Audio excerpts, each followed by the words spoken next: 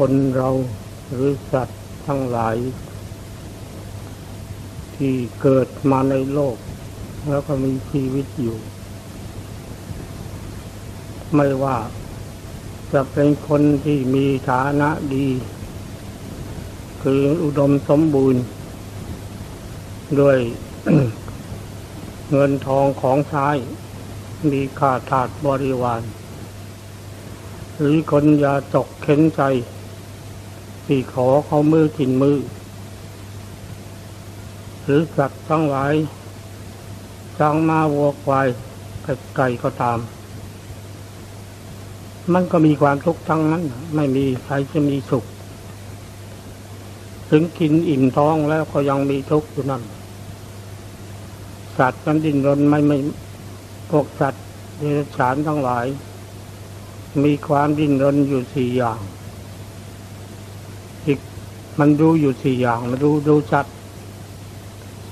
คือหนึ่งเรื่องอาหารมันจะต้องดิ้นรนหาอาหารกินจนได้ถ้าไม่หาอาหารไม่พอกินหรือ ไม่มีแล้วมันก็ต้องเที่ยวไปแสงไฟมันก็ต้องไปเสาะแสวงหาอาหารให้มีกินในจันได้มันทนหิวไม่ได้แล้วก็งานเป็นอย่างที่มันรู้อย่างที่สองที่มันรู้คือการสืบพันธุ์ไม่ว่านกว่าเป็ดว่าไก่ว่าหมูว่าหมาและสัตว์อื่นถึงระยะเวลาของมันแล้วมันก็ต้องมีการสืบพันธุ์และในตอนระยะนั้นมันก็ต้องต่อสู้กันระหว่างพวกเพื่อชิงสัตว์ตัวเมียกันจนกัดกันฝึกกันชนกันจนตายจนไปข้างชนะเขาออกไปนั่นแสดงถึงว่าให้เห็นว่ามันเรื่องอะไรมันชิงอาหารหรือมันชิงอะไรกันและประการที่สามที่มันมีชีวิตระวังภัยมันกลัวภัยกลัวอันตรายคือกลัวตายนั่นเองไม่ต้องใครบอกมันรู้ที่อย่างสัตว์ป่าที่มัน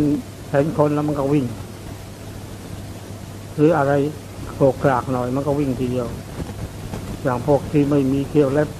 อย่างเสือสางเหล่านี้ถึงแม้กระทั่งเสือก็ตามที่มันมีอาวุธประจำกายมีเขี้ยวมีเล็บ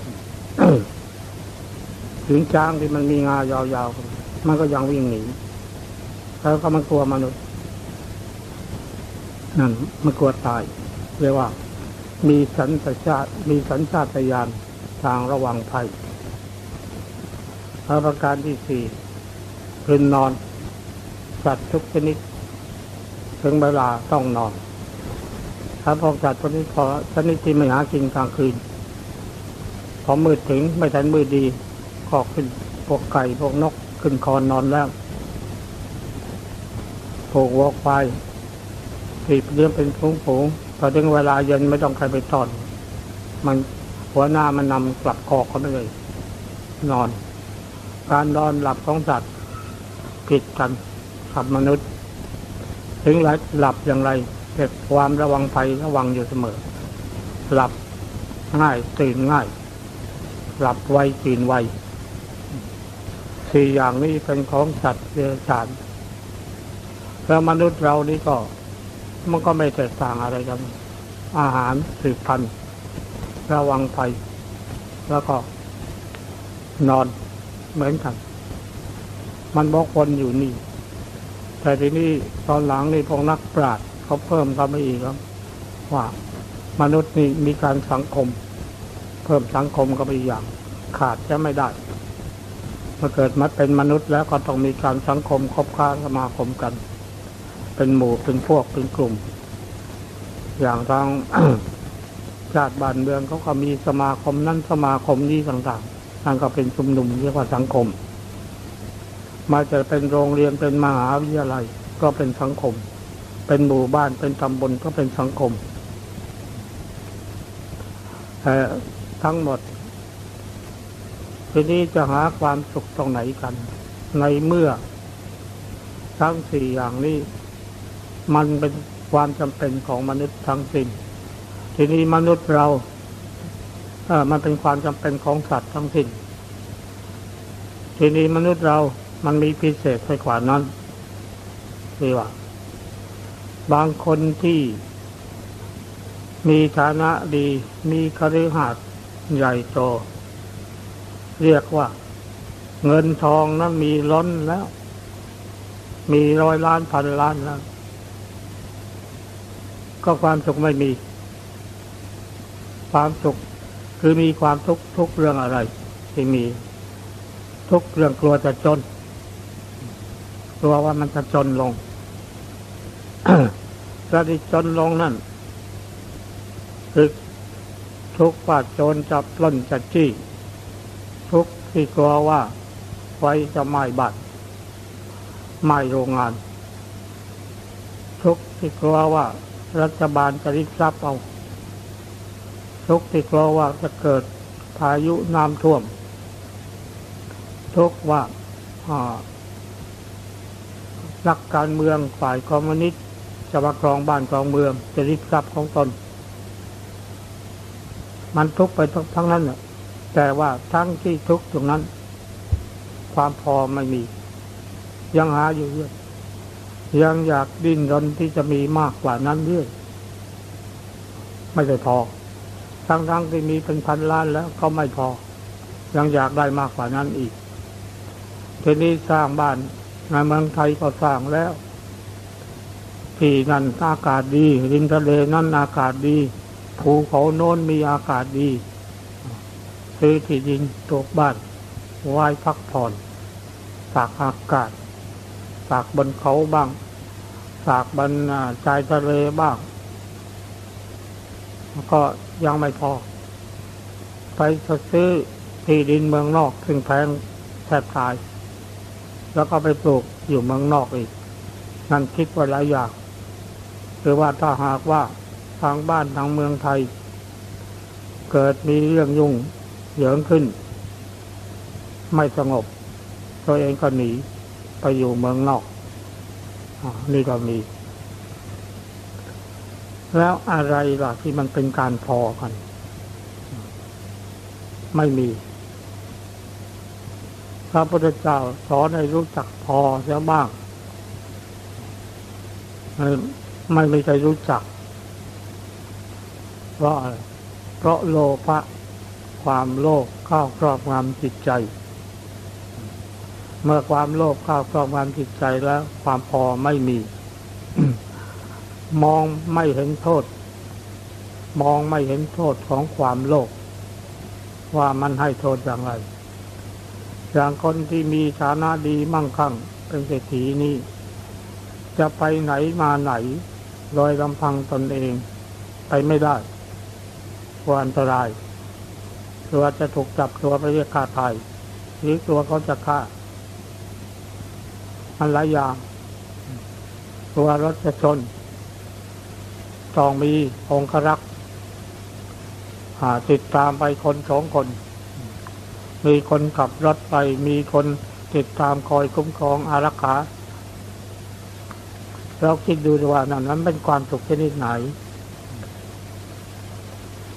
แต่เขาเรียกว่าเขามีความสุขคนอื่นเรียกว่าเขามีความสุขแต่ไปถามตัวเขาเองว่ามีความสุขไหมไม่สบายใจตอบเรื่องนี้ไม่สบายใจกายนั้นสบายดีชาวที่เคยได้ยินได้ฟังมาว่าอย่างคุณหญิงที่ใหญ่ๆที่เขามีฐานะดีอย่างกินอาหารนี่อาหารอย่างดีที่สุดก็5 คำ 6 คำเบื่อไปร่างกายนั้นอ้วนจุเป็นตุ่มแล้วล่ะมันจะกินอะไรเข้าไปลงอีกเพราะว่าวันหนึ่งไม่รู้ว่ากินกี่ครั้งตั้ง5 ครั้ง 6 ครั้งแล้วข้างภายในมันจะทำการย่อยพันธุ์ มันก็ย่อยไม่ทันมันก็อินอยู่เรื่อยแต่เดี๋ยวก็อยากอีกอยากนั่นอยากนี่พอเอามาช้อน2 ช้อนเบื่อก็มันความสุขของความหิวที่เกิดจากความอร่อยทุกสิ่งทุกอย่างถ้าเราหิวสักอย่างหนึ่งแล้วอะไรมันก็อร่อยทั้งนั้นมันอยู่ที่ตรงนี้ร่างกายของเรามันรับสิ่งที่ต้องการเท่าที่จำเป็นจะนำไปใช้บำรุงร่างกายที่มันเรียกว่าต้องจ่ายในการออกกำลังไปในการออกกำลังไปเช่นคนที่ทำงานด้วยกำลังกายก็ต้องใช้กำลังออกไปคราวนี้อาหารที่จะไปบำรุงร่างกายมันก็ต้องบกพร่องไปก็ต้องใช้แรงงานคนที่ใช้แรงงานสมองคิดก็ต้องออกไปเหมือนกันเพราะการใช้ความคิดนี้ต้องใช้โลหิตคือ บำรุงสมองมากมันทั้งนั้นแหละแต่ที่นี่ว่าไอ้เรื่องความพอในเรื่องโลภะไม่มีพอคราวนี้เมื่อขั้นสูงไอ้โลภะที่ชนิดที่ว่าได้ทรัพย์มาแล้วพอเหลือกินเหลือใช้ทีนี้ที่ไม่พออีกอยากได้สิ่งอื่นอีกอยากได้เพชรทองคำนั้นมันต่ำอยากได้เพชรอยากได้ทับทิมอยากได้มรกตอยากได้ไข่มุกไอ้ของเหล่านั้นกินก็ไม่ได้จะมีราคาแพงเพราะมันของหายากมันเป็นแร่ธาตุต้องไปเจาะไปขุดจากภูเขาที่เป็นหินแท้ๆแล้วก็นำมาเจียรันเขาถือกันว่าคนนั้นมีเกียรติเป็นคนมีเกียรติเป็นผู้ดีชั้นสูงน่านับน่าถือตามีคนเคารพยกย่องว่ารวยเป็นเศรษฐีส่วนทองนี่มันของราคาถูกกว่าใช้แต่น้อยๆตอนนี้ไปใช้ทองที่ราคาสูงกว่าทองคำทำไมไปใช้ทองคำขาวแพงไปอีกไอ้คนอย่างชาวบ้านเห็นทองคำขาวก็แขวนคออยู่ก็หานึกไปว่าเป็นทองไว้มันก็นึกว่ามันเงินดีๆนี่เองหรือสมัยปัจจุบันก็พวกเหล็กขาวเหล็กสแตนเลสนั่นเองนึกไปโน่นแต่ตัวเองนั้นก็ยิ้มย่องว่าเรานี่ร่ำรวยสามารถซื้อสร้อยทองคำขาวแขวนได้แล้วก็นั่นสิ่งเหล่านั้นที่มีค่ามีงวดแพงๆนั้นเป็นอันตรายทั้งสิ้นเท่ากับว่าไปเชื้อเชิญยมราชเลยอยู่ในบ้านหรือเดินตามหลังตนอยู่แล้วเพราะว่าเป็นชื่อนักเลงอันธพาลที่หากินทางมิจฉาชีพมันรู้จักพวกนี้ของนั้นมีค่าไม่มีค่าหาโอกาสไม่เผลอก็แล้วไปเผลออย่างเคยมีตัวอย่างมันจี้แหวนเพชรสวมอยู่ในมือการจี้แล้วก็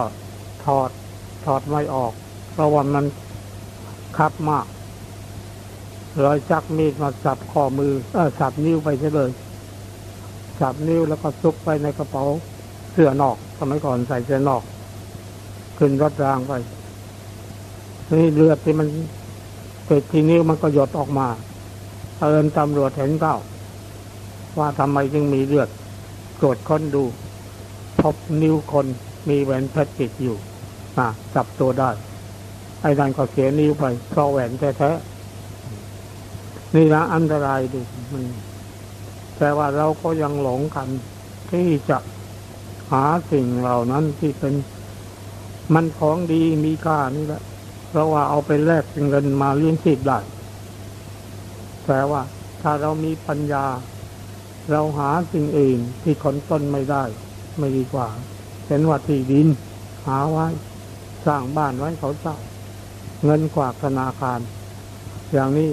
มันก็ปลอดภัย ถึงมันจะจับตัวเรียกค่าไถ่ก็ยังมีค่าไถ่ให้ได้ถ้าจำเป็นแต่ทีนี้ถ้าเราไม่แสดงความหรูหราหรือว่าโอ้อาเพื่อเป็นการยกตนภัยอันตรายมันก็ไม่มีอะไรทั้งหมดมันไม่ใช่มาจากอื่นมาจากความโลภความไม่พอนั่นเองความโลภที่นี้ผู้ปฏิบัติธรรมขั้นสูงขึ้นมาเขาเรียกว่ามีราคะคือความรักความใคร่ความสิ่งที่ตนโลภทุกอย่างเงินตนก็รักเพชรก็รักทองก็รักทั้งนั้นนั่นเรียกว่ารักในรูปพวกนั้นเป็นรูปเหมือนกันทีนี้มารักกันรักที่สูงที่ยิ่งไปกว่านั้นอีกก็ผู้ชายรักผู้หญิงผู้หญิงรักผู้ชายตอนนี้ลำบากหน่อยใครรักแล้วเขาไม่รักด้วยก็หาโอกาสที่เอาจุดเอาไม่ยอมค่าเสียเอาอีกนี่ดูที่ว่ามันตรงไหนบ้างที่มีความสุขอย่างสัตว์เดรัจฉานก็เห็นกันอยู่แล้วมันเกิดกันมาด้วยกันมันก็เหมือนกันเกิดมาทางเดียวกันนั่นแหละพ่อเดียวแม่เดียวกันนั่นแหละแต่พอมันโตขึ้นมันก็กัดกันนั่นแหละโลกมันเป็นอย่างนี้แล้วในหมู่มนุษย์ไม่มีที่ไหนแล้วไม่ใช่เฉพาะปัจจุบันตั้งแต่อดีตชาติมาตั้งแต่อดีตการมาแล้วนับเป็นพันปี4-5,000 ปีมาแล้วมันก็อย่างนี้แต่สมัยโบราณสมัยเมื่อ400-500 ปีหรือพันปีมาแล้วมันเรื่องต่างๆที่ร้ายแรงที่กษัตริย์ต่อกษัตริย์ที่รบกันคือกษัตริย์เมืองนี้ไปขอลูกสาวกษัตริย์เมืองโน้นกษัตริย์เมืองโน้นไม่ให้เพราะดูหมิ่นกษัตริย์เมืองที่มาขอนั้นมันศักดิ์ต่ำกว่าตนหรือฐานะต่ำกว่าประเทศบ้านเมืองเล็กกว่าความร่ำรวยน้อยกว่าหรือบางทีรูปร่างหน้าตาไม่น่าดูลูกสาวของตนสวยกว่าเลยไม่ให้เมื่อไม่ให้ทางนี้ก็ยกกองทัพไปรบชนะก็ได้ลูกสาวแต่ไอ้คนที่พาไปรบลอยตายเพราะเขาพวกทหารต่างๆเพราะลูกสาวคนเดียวแล้วเราแย่งอะไรกันก็นั่นตัวราคะคืออยากจะได้มาเป็นภรรยาเพื่อความส่องเสกเพื่อความใกล้ของตนนี่มันก็มีอยู่อย่างนี้ในโลกไม่เห็นมันว่ามีอะไรที่มั่งก็นั่นแหละสี่อย่างที่ว่านอนกินสืบพันธุ์ระวังภัยไม่มีพ้นเราคิดดูตรงว่าเรานี่เป็นอย่างนั้นทุกคนปฏิเสธมาเป็นอย่างนั้นทั้งนั้นถ้าทีนี้บางคนพอที่อยู่เป็นสามีภรรยากันแล้วมันเกิดเบื่อหน่าย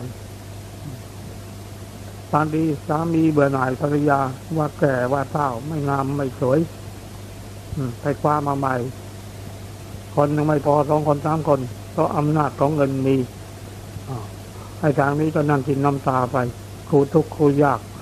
ตั้งแต่สร้างร่างสร้างตัวกันมาพอมีฐานะดีขึ้นเขาทิ้งเราไปหาใหม่หาตัวเล็กๆมาไว้เราก็เสียใจเราก็โกรธหาทางออกไม่ได้ไปหาหมอเสน่ห์ทำยาแขวดให้รักเอาอีกเอาสตางค์ไปให้หมออีก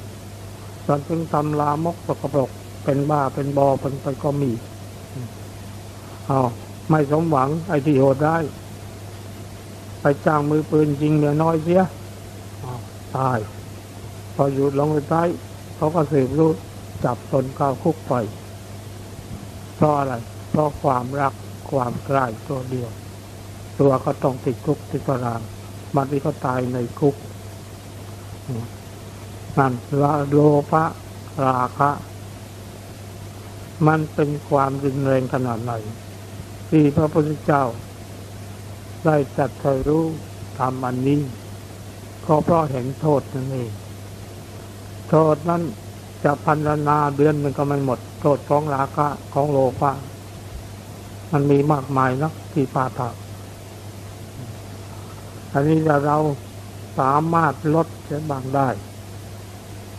อย่างไรเสียจิตของเราก็จะไม่วุ่นวายเกินไปแต่ไอ้เรื่องที่จะไม่ให้วุ่นวายในเมื่อเรายังเป็นผู้ครองโรงครองเรือนอยู่ในโลกมันไม่พ้น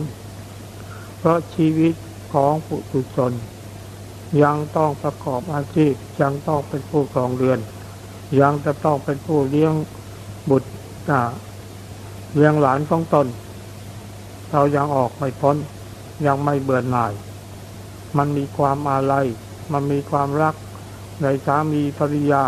ในลูกในหลานในทรัพย์สินเงินทองที่หาไว้มันมีความอาลัยมีความรักอยู่ทั้งนั้นเราจึงตัดไม่ได้แต่พระสัมมาสัมพุทธเจ้าพระองค์เป็นพระมหากษัตริย์พูดถึงความร่ำรวยมั่งคั่งนั้นไม่ทราบว่าจะเอาไปไหนแล้วแล้วก็เป็นพระราชบุตรหัวปีเพียงองค์เดียวในครั้งนั้นจะได้เป็นกษัตริย์แทนพระพุทธบิดาอยู่แล้วแต่พระองค์ก็คิดถึงเรื่องเหล่านี้ที่เห็นว่าความเกิดนี่มันมีทุกข์อย่างที่บอกแล้วทุกข์มาใครบ้างเกิดมาไม่ต้องนอนทั้งสิ้นไม่ว่าสัตว์อะไรต้องนอนทั้งนั้นถ้าไม่นอนกลางวันถ้าไม่นอนกลางคืนก็ต้องนอนกลางวันเป็นจำพวกสัตว์หรือนกบางชนิดหรือสัตว์บางชนิดที่หากินกลางคืนแต่กลางวันหลับอุตุทั้งวันมันต้องนอนแล้วก็หาอาหารแล้วก็สืบพันธุ์แล้วก็ระวังตัวตายมันก็อยู่เท่านั้นนี่พระพุทธเจ้าก็จะคิดถึงทำอย่างไรถึงจะไม่ให้มีทุกข์เพราะการเกิดนี่มีทุกข์อยู่ตรงนี้เมื่อพระองค์คิดฝึกตรองโดยรอบคอบโดยเอายกธรรมชาติขึ้นมาคิดมาตึกตรองว่ามันมีกลางวันและกลางคืนคือมันมีสว่างแล้วก็มันมีมืดมันมีได้มีร้อนแล้วก็มันมีหนาวมันมีได้แล้วทีนี้ที่มันมีเกิดถ้าจะมีไม่เกิดมันก็ต้องมีได้ลองคิดเพียงฝึกตรองเพียงขั้นต้นคือเป็นความคิดเห็นเพียงเท่านี้ทั้งที่ยังไม่ทราบมากจะทำอย่างไรที่จะไม่เกิดอีกพระองค์ก็ยังไม่ทราบจึงได้หนีออกไปบวชโดยอธิษฐานเอาเองไม่มีครูอาจารย์บวชแล้วด้วยความอดทนอดกลั้นขนาดที่พระองค์เป็นพระมหากษัตริย์เรียกว่าอยู่ในสุขเหมือนกับเทพยดาทุกสิ่งทุกอย่างจะทรงบรรทมจะทรงเสวยจะทรงสงน้ำก็มีบริบูรณ์ทั้งสิ้นมีผู้รับใช้ทั้งสัตว์ที่พระองค์อยู่นั้นมีภาษีของนั้นเป็นผู้รับใช้ไม่ใช่ภาษาหรือบุรุษเลยเพื่อให้พระองค์ได้เพลินในรูปของสตรีจะได้ผูกจิตไว้เพราะชดินฤาษีเขาทำนายว่าจะต้องบวชออกเป็นพระพุทธตรัสรู้เป็นพระพุทธเจ้าพระพุทธบิดาก็เลยป้องกันในพระราชวังที่ทรงอยู่ให้มีแต่ภาษีที่สวยงามคอยบำเรอตลอดเวลาฉะนั้นก็ตามขณะที่ว่าพระองค์ได้พระราชบุตรคือพระราหุลตัดเสด็จมาได้เพียงวัน2 วันพระองค์ยังตัดสินพระทัยได้ยอมสละทุกอย่างทั้งพระราชบุตรทั้งพระชายาคือพระนางวิกา พระบิดาของพระองค์ราชสมบัติยอมทิ้งไปจากกรรมลำบากทรมานตนก็ทรมานแล้วก็ลงสุดท้ายที่จะตรัสรู้ได้โดยใช้วิธีปฏิบัติในทางสายกลางดำเนินตามองค์มรรคทั้งแปดก็ได้ตรัสรู้เป็นพระอรหันต์พระสัมมาสัมพุทธเจ้าพระองค์ใช้เวลาถึง6 ปีเพื่อต้องการจะหนีทุกข์อันนี้ก็สำเร็จได้ตามความปรารถนาก็รู้ว่าตัวที่ทุกข์คืออะไรมาจากโลภะโทสะโมหะเป็นเหตุใหญ่โลภะกับโทสะโลภคือโลภแล้วก็โกรธ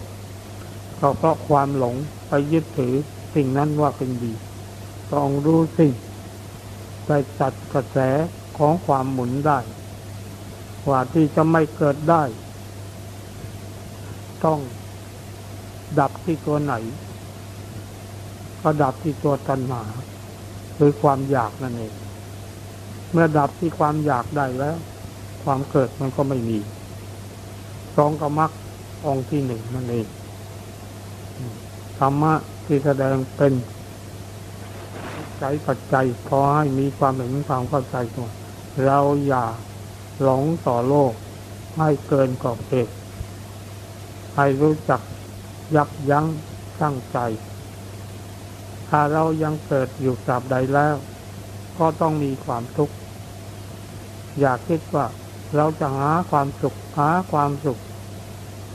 ถึงแม้จะมีองค์พระสัมมาสัมพุทธเจ้าอยู่ด้วยเราไปกราบพระพุทธองค์ว่าขอให้ประทานพรให้ข้าพเจ้ามีความสุขตลอดชีวิตอย่ามีความทุกข์เลยพระพุทธองค์ก็ให้พรไม่ได้เพราะเหตุว่ามนุษย์เราทุกๆคนนี้ต่างก็สร้างกรรมกันมาทั้งสิ้นกรรมดีกรรมชั่วคือบุญและบาปติดตัวมาทั้งนั้นแต่ตนเองไม่ได้รู้เท่านั้นเองนั้นผลที่เกิดมานี้ประเดี๋ยวสุขประเดี๋ยวทุกข์ประเดี๋ยวทุกข์ประเดี๋ยวสุขมันก็สลับสัดเปลี่ยนกันไปตามกฎของกรรมที่มันจะมีกำลังมาเมื่อไหร่ถึงวาระของมันเมื่อไหร่มันก็จะมาหาเราเมื่อนั้นเราจะปฏิเสธไม่รับมันก็ไม่ฟังเพราะขึ้นชื่อว่ากรรมนั้นไม่มีใครห้ามได้ใครจะตายจะตาใครจะสะเดาะสะเคราะห์มันไม่สำเร็จทางนั้นนั่นเป็นโมหะนั่นเป็นความหลง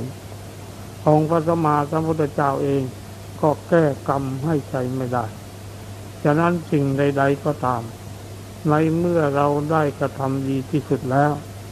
แต่ว่าผลดีนั้นยังไม่เกิดให้กับเราให้เราเข้าใจเถอะว่านั่นเป็นผลของกรรมที่เรากระทำไว้นั่นเองและคนที่กระทำความกรรมดีไว้ก็เหมือนกันที่อยู่ๆเกิดมีโชคมีลาภมีความสุขกายสุขใจขึ้นมาโดยไม่ได้นึกได้ขวัญนั่นก็ให้นึกเถอะว่าเป็นเพราะกุศลกรรมที่เรากระทำไว้ได้ตามมาตอบสนองเราให้ได้รับความสุขเช่นให้มีทรัพย์สินเงินทองมากขึ้นค้าขายดีขึ้นหรือบางทีมีโชคลอยถูกลอตเตอรี่รางวัลที่ 1ขึ้นอย่างนี้นั่นเป็นโชคแต่นั่นเป็นลาภที่เกิดจากผลกุศลกรรมมาเอื้ออำนวยให้เราเมื่อถึงวาระดังนั้นให้เราคิดให้ตกเสมอว่า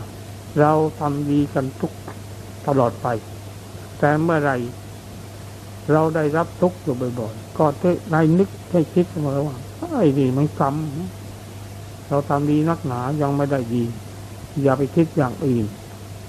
ถ้าเราไปคิดเที่ยวหาหมอดูกับหมอโดมันอยู่คู่กันทีนี้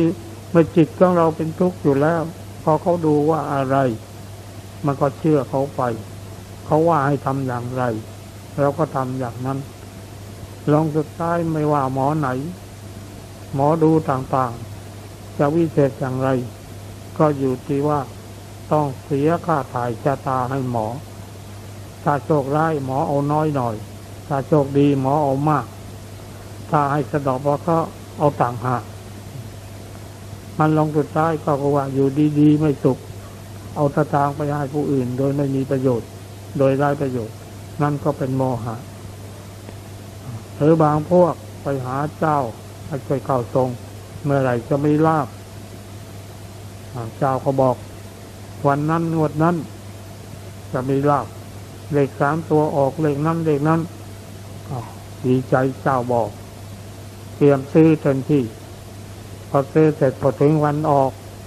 ไม่ถูกสักตัวด่าเจ้าไอ้ตอนด่าเจ้านี่ไม่กลัวแล้วบาปเพราะที่ไปหาคำว่าเจ้าเราก็เชื่อว่าเป็นเทวดาความจริงไม่ใช่ก็ถูกไอ้ผีหลอกเอาพอผีหลอกเราตอนนั้นเชื่อผีพอผีหลอกมันหลอกเราเสียเงินทีนี้ก็ด่าผีมากโมหะของเรานั่นเองไม่ใช่อะไรมันอยากทำผู้ศึกษาธรรมปฏิบัติธรรมให้ใช้เหตุใช้ผลเป็นใหญ่อย่าใช้อย่างอื่นใครบอกอะไรทำอะไรอย่าเชื่อให้เชื่อพระไม่มีอันตรายเคยเขียนว่าไม่เชื่อพระดันละไปเชื่อคนสัพพดลดิ้นไปโดยใจที่หัวไปชนกำแพงโอ้แข็งดีเสื่อมศักดิ์ศรีเกิดมาหน้าเป็นคนที่เขียนไว้อยู่ในขวัญเมืองเรืองรองเปิดดูด้วยบ้าง